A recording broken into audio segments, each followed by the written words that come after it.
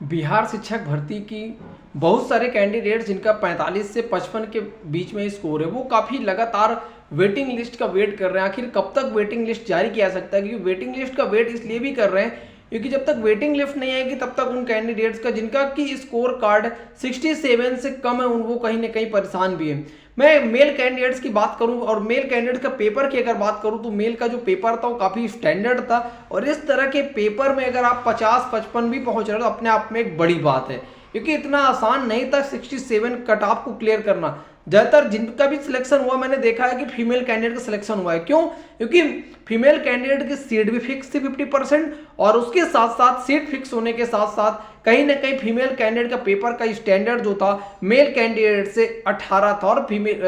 उनका 18 था और मेल का जो है 20 था। पेपर का स्टैंडर्ड भी ईजी था, कट ऑफ भी का काफ़ी अंतर है, 67 है 57 है, कहीं ना कहीं 10 मार्क्स का डिफरेंट है। तो ये कहीं ना कहीं काफ़ी जो बेनिफिट मिला इस वैकेंसी का, ज़्यादातर मैंने अदर स्टेट वालों की अगर खासकर मैं बात करूं तो ज़्यादातर जो इसका प्रॉफिट मिला है वो फीमेल को मिला है। मेल कैंडिडेट जिनका स्कोर 45 से 55 के बीच में, क्योंकि मैं आपको बताऊं मैंने पिछली वीडियो में पोल के माध्यम से दिखाया भी था कि ज़्यादातर जो कैंडिडेट्स हैं उनका जो स्कोर है 45 से 55 के बीच में, 45 से 55 स्कोर करना अपने आप में एक बड़ी बात थी। बीपीएससी टीआरई जो प्राइमरी का शिफ्ट था, शिफ्ट 1, उस परीक्षा में अगर मैं बात करूं,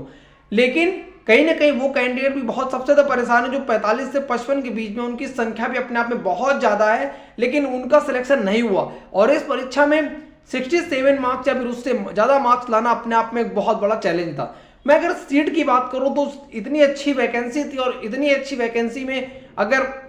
इसका सीट का फायदा जो मिला वो मिला है नियोजित शिक्षकों को। पहले सुनवाई थी 42,000 नियोजित शिक्षक को इसका मौका मिला, लेकिन बाद में ये ऑफिशियल बीपीएससी के द्वारा जारी किया जाता है कि 28,000 नियोजित शिक्षकों को इस भर्ती में मौका मिला। 28,000 अपने आप में एक बड़ी संख्या होती है, जो कि जिसकी वजह से जो मेन कट ऑफ जो हाई जाने का जो मेन पर वो है वो नियोजित शिक्षक को जाता है। हमारी लड़ाई किसी नियोजित शिक्षक से नहीं है, हम ये नहीं कहते कि नियोजित शिक्षक में टैलेंट की कमी है, लेकिन कहीं ना कहीं बीपीएससी ने या फिर सरकार ने ये गलत किया कि जो खुली वैकेंसी थी उसमें नियोजित शिक्षकों को जगह देकर आप नियोजित शिक्षक जो पहले कई सालों से लगातार लगे हुए थे, आप उनको एक तरीके डायरेक्ट फिर राज्यकर्मी का दर्जा दे सकते थे, क्योंकि चुनावी दौर था, चुनावी दौर में आप ये आपके लिए करना कोई बड़ी बात नहीं थी। इसका फायदा उन सभी कैंडिडेट्स को मिलता जिनके लिए आखिरी उम्मीद थी कि मैं आपको बताऊं कि यूपी में जैसे राज्य, इतने बड़े राज्य में पिछले 5 से 6 सालों में कोई भर्ती देखने नहीं मिली, और बहुत सारे ऐसे कैंडिडेट्स थे जिनके लिए आखिरी मौका था, कहीं ना कहीं ओवरेज होने वाले या फिर पारिवारिक प्रेशर था या फिर किसी तरह से वो अपने आप को ये सोच रहे थे ये भर्ती उनका कल्याण कर देगी, लेकिन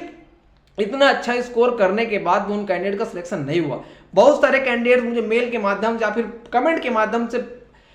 हमेशा पूछते रहते हैं आखिर वेटिंग लिस्ट कब तक आ सकती है। मैं आपको बताऊं वेटिंग लिस्ट की अगर बात की जाए तो इसकी जो वेटिंग लिस्ट है, आपको देखिए कल तो सबसे पहले इसका ज्वाइनिंग लेटर बंटना है, लेकिन कई चीजें मैंने फैक्टर नोटिस किया है। मैं आपको बताऊं कि बहुत सारे ऐसे कैंडिडेट्स हैं जिनका प्राइमरी में भी सिलेक्शन हुआ है, टीजीटी में भी हुआ है, पीजीटी में भी हुआ है, वो सीटें खाली हो जाएगी। उसके बाद कुछ ऐसे कैंडिडेट्स हैं जो बीएड थे वो सीटें खाली होगी। उसके बाद सबसे बड़ा जो फैक्टर्स, अगर नियोजित शिक्षक को बाहर करते हैं तो आपको बताऊंगा 28,000 पूरी सीटें ये खाली हो जाएगी, या तो फिर अगर नहीं खाली करते, देखिए 2 कंडीशन बनती है, अगर खाली करते तो वो सीटें ऐड करें, अगर नहीं खाली करते हैं तो 28,000 सीटें वो प्लस, क्योंकि इस बार जो 1,22,000 कैंडिडेट्स का रिजल्ट जारी किया गया बीपीएससी के द्वारा, लेकिन जो रिजल्ट एक्चुअल में आता है जो डीवी कैंडिडेट्स कराते हैं वो 1,10,000 कैंडिडेट्स को डीवी कराते हैं। तो कहीं ना कहीं देखिए इसका जो वहां पे 10,000 सीटें बच जाती है, 12,000 सीटें बचती हैं, वो सीटें 12,000 सीटें वो 28,000 सीटें नियोजित की, 40,000 सीटें, और वो सीटें जो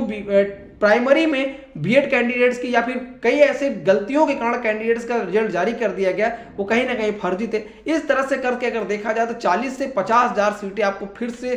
कहीं ना कहीं बीपीएससी या तो फिर इस भर्ती में वेटिंग लिस्ट मेधा सूची के माध्यम से, या फिर जो बीपीएससी 2.0 का नोटिफिकेशन आपको जल्द देखने को मिल सकता है उसमें प्राइमरी की भर्ती को देना चाहिए, क्योंकि कई साल बाद बिहार में ऐसी भर्ती देखने को मिली है, और इस भर्ती को उन सभी कैंडिडेट को जरूर फायदा मिलता है जिससे कि जिन कैंडिडेट्स का स्कोर आखिर में इतना अच्छा स्कोर था।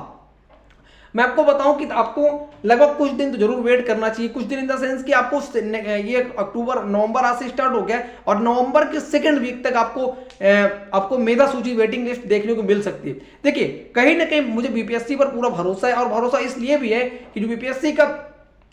जो जिन भी कैंडिडेट सिलेक्शन हुआ है उनको ट्रेनिंग पे भले भेज दिया गया, लेकिन उनको ओरिजिनल ज्वाइनिंग लेटर नहीं दिया गया, प्रोविजनल टाइप का दिया गया।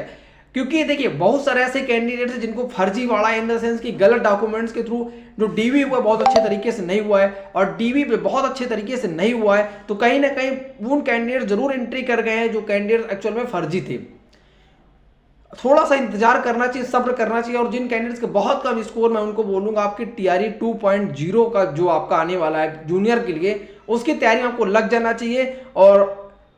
इसका जैसे नोटिफिकेशन आउट होगा इसके बारे में आपको फिर बताऊंगा, लेकिन थोड़ा सा आपको अगले एग्जाम के लिए शिफ्ट होना चाहिए और भरोसा रखना चाहिए, कुछ टाइम थोड़ा वेट करना चाहिए। लेकिन हाँ, उन कैंडिडेट्स के ज्यादातर चांसेस जिनका स्कोर कार्ड 65 प्लस है, प्राइमरी की मैं बात कर रहा हूँ मेल कैंडिडेट्स, और फीमेल का भी आपको 55 प्लस, यानी 2 से 3 नंबर जिनका कट ऑफ से कम है उनको जरूर मेधा सूची में, वेटिंग लिस्ट में आपको फायदा देखने को मिलेगा। और वो तब तक इन चीजों को वेट करते रहें। और चैनल पर ना जो सब्सक्राइब जरूर करें। बीपीएससी से संबंधित मैंने बहुत वीडियो बनाई और लगातार भी इस वीडियो में बना भी रहा हूँ।